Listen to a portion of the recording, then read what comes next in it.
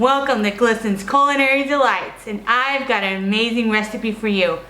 Where is my recipe book? Book! Ah, there you are, book. Let's see.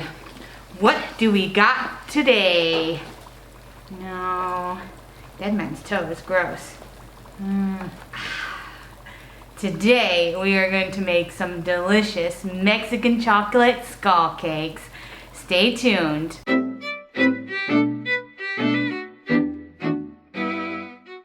Alright, so let's get started on our cake recipe. So we are doing something super special for Halloween since it's Halloween season and we want to be authentic and we want to enjoy the season, right? So we are going to use my skull cake pan. They're gonna be little cakelets that we're gonna make with our Mexican chocolate cakes. And then we're gonna make two sides too. So let's do the cakes first. So in order to do this cake, we don't want the cake to stick to like the eyes and stuff like that you see on the cake pan.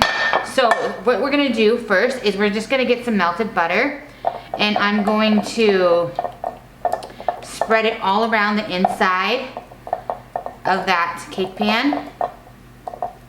Make sure you get every little nook and cranny because you don't want it to stick when you turn it over.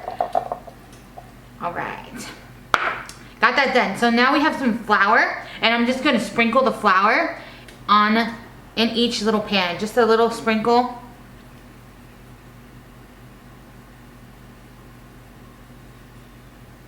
In each little skull. And you can use your hands to spread that around, get it all on the sides and everywhere. Perfect. So I'm gonna set this aside and we're gonna get to mixing our cake mix. All right, so let's get our cake on. So in the bowl of our stand mixer, we're just gonna get all our dry ingredients and sift them through this so we can mix it all up. So we've got flour here and some sugar.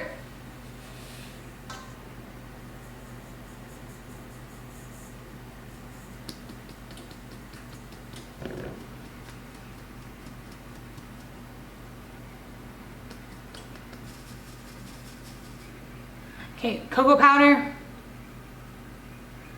and then we have some spices. We have some cinnamon and some paprika. No, sorry, cinnamon and cayenne. Now I know that sounds weird, but it's a Mexican hot chocolate cake. It's a Mexican chocolate cake, and it's not gonna be spicy, I promise. And then baking powder, baking soda.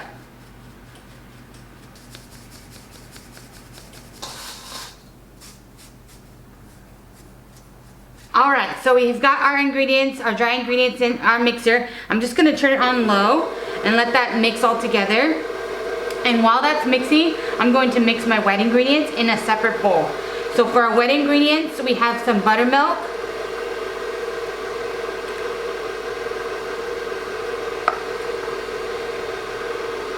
vegetable oil, vanilla, 3 eggs, some sour cream, and we're gonna whisk that together, and then we have one more ingredient we're gonna add after we do that. All right, so once that's whisked together, our last ingredient is optional for you. You can switch it up. It's not optional, you have to put it, but switch it up if you'd like. So right here, I just got some hot water, but if you want to make this a more decadent cake, you can add some good strong coffee instead. But if you, like me, and you don't have coffee in your house, then you can just do water and it works well. It gives it a different taste and a more decadent taste if you use coffee instead. And that recipe is gonna be down in the description as always, so you know how much to use of each one of these ingredients.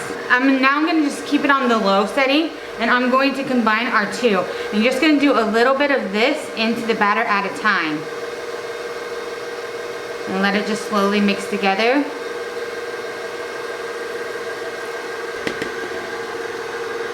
And then you can set it up to medium. All right, let it mix for a couple of minutes.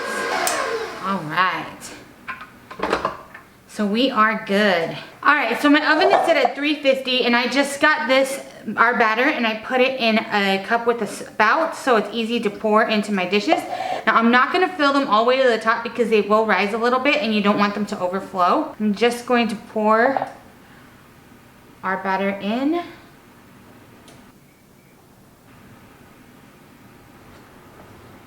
All right, so we're gonna stick these in the oven for about 20 minutes and then we'll take them out. You're gonna wanna stick a toothpick in the center of them and that'll and if it comes out clean, then you know that they're done. So let's get these baking.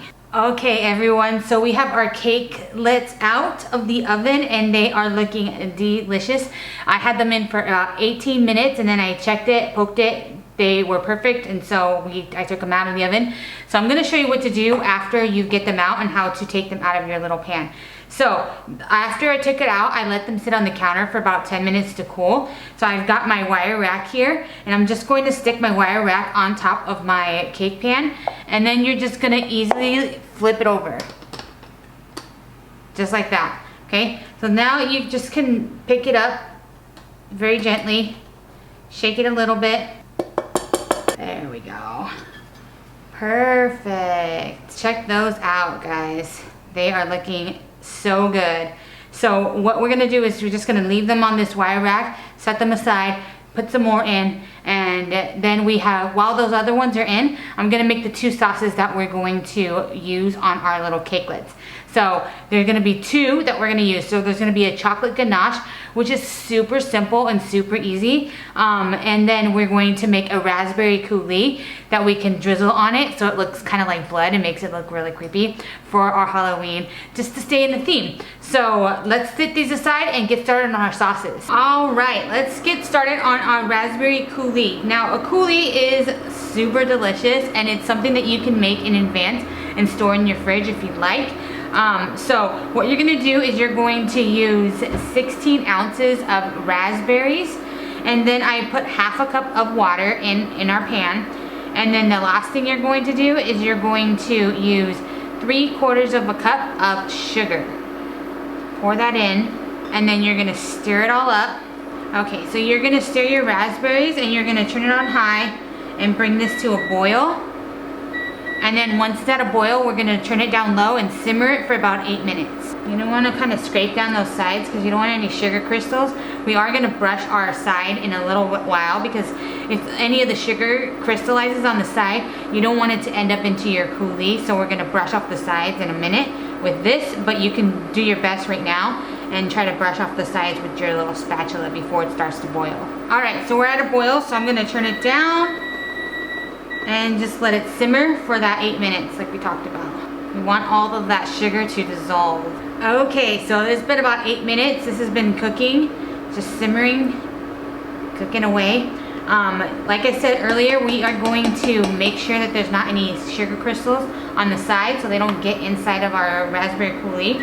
So you're gonna turn this off, and then I have a cup of water here that I'm just going to dip my pastry brush into.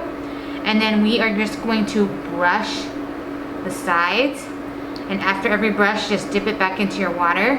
This is just going to, if there's any sugar crystallized on the side of your pot, it's not going to end up in your coulis. All right, so now that our raspberry is done, our raspberry mixture, I'm going to pour it into my blender.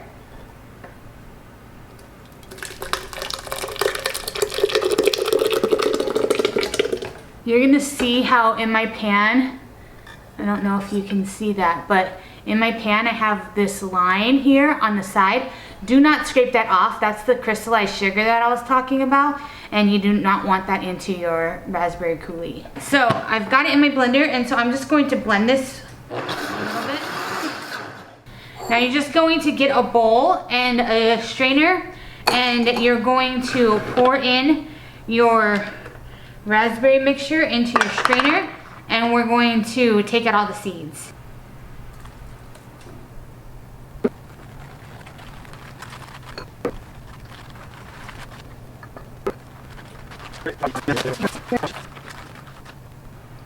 All right, so there we have it. We have a nice bowl of raspberry coulis. nice and smooth. And then you're going to have a strainer with seeds. So you can set this aside now. We're just going to let this cool down, and then we'll make our ganache. We're on our last little bit, so we're going to make our chocolate ganache that we're going to drizzle on the top of our delicious Mexican chocolate cakes.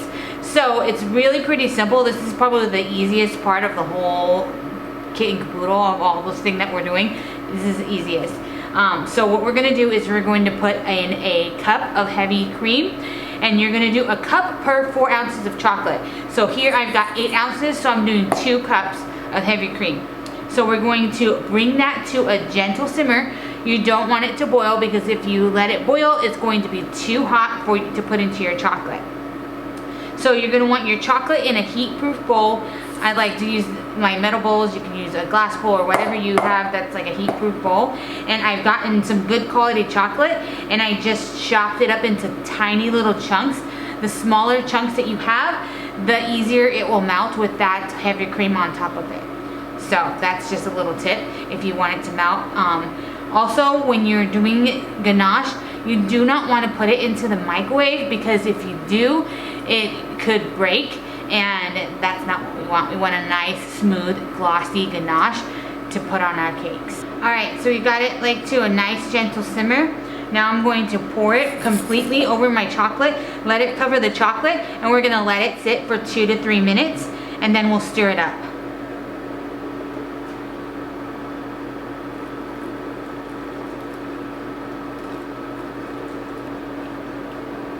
All right, so it's been about 3 minutes. Now I'm just going to slowly stir my chocolate mixture and just let it slowly melt.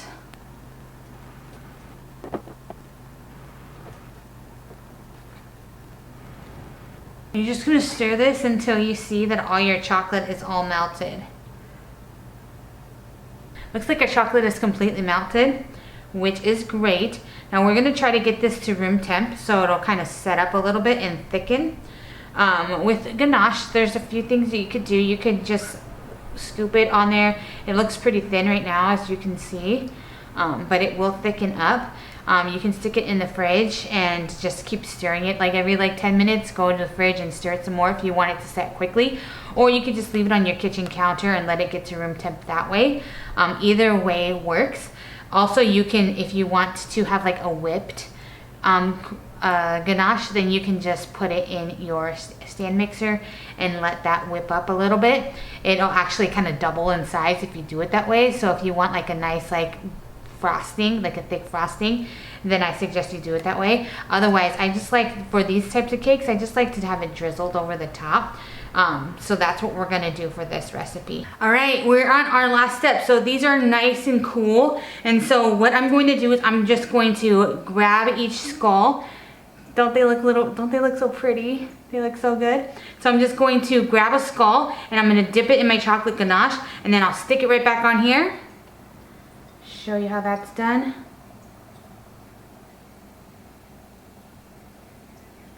So you got it nice and covered with your ganache on the outside.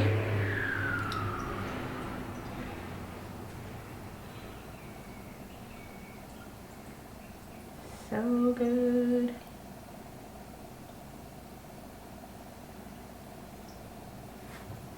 Make sure that when you take it out, you kind of get as much of that ganache drippings off, so that way you can still see the eyes. All right, and then when you plate it, you can just drizzle some of that lovely, delicious raspberry coulis that we made. Make it kind of look kind of pretty. You can make it look like blood's coming out of the skull or whatever. But I'm going to plate up a couple, and then we will give these a taste. Moment of truth. Let's see how these turned out. They are looking so fabulous, so cute. Perfect for your Halloween. You can see. All right, let's give these a try. Oh yeah, the inside looks super moist. So good. Oh yeah, that's totally worth it. I'm just gonna eat all this cake. Don't mind me. Yeah, that's amazing. We've got like the dark chocolate ganache. It really gives us a little bit more chocolate goodness. And then that raspberry kind of tones down the richness a little bit. It's a little tart, it's a little tangy, but it's still sweet, and it is amazing. You need to make this. If you're making something for Halloween, you can never go wrong with a Mexican chocolate cake.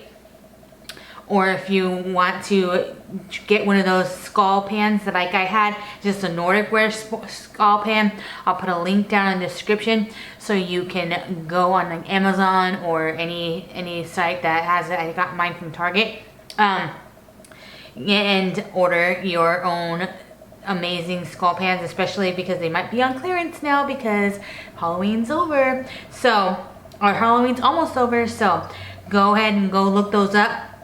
Definitely make this recipe because you will not be sorry. Thank you all for joining me, and hope I see you next time. Have a great day.